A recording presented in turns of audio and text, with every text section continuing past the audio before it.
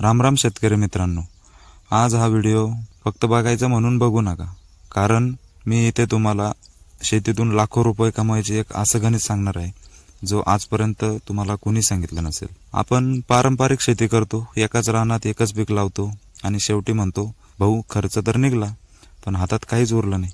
पण आज तुमचा गैरसमज दूर होणार आहे।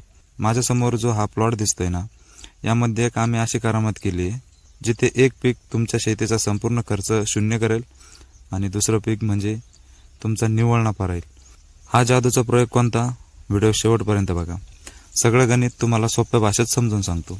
तर मित्रांनो, हा प्रयोग आहे वांगी आणि फ्लावर यांच्या आंतरपीक पद्धतीचा। आता नीट बघा आम्ही काय केलंय। आपण जेव्हा वांग्याची लागवड करतो तेव्हा दोन्ही ओळीमधील चांगली रिकामी जागा उरते। बरेच शेतकरी ही जागा अशीच मोकळी सोडतात, जिथं गवत खूप माजतं आणि खुरपणीचा देखील खर्च वाढतो मित्रांनो। म्हणून आम्ही असं डोकं चालवलंय, वांग्याच्या दोन ओळींमध्ये असणाऱ्या रिकाम्या जागेत आपण फ्लावर लावून दिलाय। वांग्याचं पीक हे लांब पल्ल्याचं असतं, त्याला सेट व्हायला आणि उत्पादन सुरू व्हायला वेळ लागतो। पण फ्लावर हे कमी दिवसाचं असतं, म्हणजे साधारणतः 60 ते 70 दिवसात पदरात पडणारं पीक असतं। म्हणजेच वांगी मोठी होईपर्यंत आपला फ्लावर कापणीसाठी येतो। आता येऊया सर्वात महत्त्वाच्या मुद्द्यावर, ते म्हणजे पैशाचं गणित। शेतकरी मित्रांनो, आपण जेव्हा शेतात खत टाकतो, पाणी देतो, औषध फवारतो, तेव्हा तो खर्च दोन्ही पिकांवर सारखाच लागू होतो। वेगळा खर्च करायची गरजच पडत नाही। तर आता जादू बघा, 60 ते 70 दिवसामध्ये आपला फ्लावर बाजारात जायला सुरू होतो।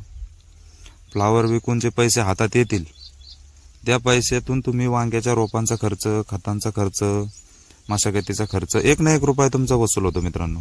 म्हणजेच फ्लावरने शेतीचा सर्व खर्च तुमचा शून्य केलेला आहे। आता ह्या वांग्याला जे फळ लागेल, त्याचा जो बाजारात भाव मिळेल, ते पैसे कुठे जाणार? तो खर्च काढण्यात नाही जाणार, कारण खर्च तर आपला फ्लावरने आधीच काढून दिला। तो संपूर्ण असेल तुमचा 100% निव्वळ नफा। याला म्हणतात आधुनिक आणि हुशार शेती। पण थांबायचं नाही, हे करताना दोन गोष्टीची काळजी घ्यायची।